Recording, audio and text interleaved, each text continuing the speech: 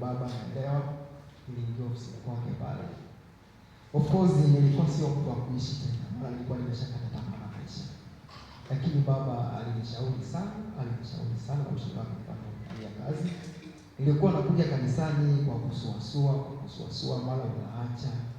Lakini saa hizi namshukuru Mungu, nimerejea katika hali yangu ya kawaida na kanisani nimerejea kama kawaida. Lakini pia ushuhuda wangu wa pili ilikuwa ni ibada ya katikati, ilikuwa ni Jumanne. Nilikuja hapa, nilikuwa pia naumwa. Baba alisema kwamba kwa yoyote yule ambaye anaumwa apite mbele. Nami nilikuwa mmoja wao, nilipita mbele, baba akaniwekea mkono. Nilijikuta nipo chini, sikujua nini kiliniangusha. Lakini baada ya pale nilitoka na ugonjwa ule umepona. Nilikuwa najisaidia sana. Nilikuwa nateseka sana. Lakini baada ya maombezi, baba kaniombea hapa, nimerudi ile Jumanne. Jumatano ile hali ikawa kama ipo. Alhamisi pia nilikuja kanisani.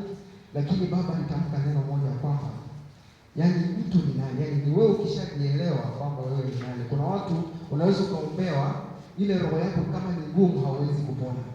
Ila akasema kwamba kama wewe mwenyewe umejidhatiti kutoka moyoni kwamba nimepona na utapona kweli.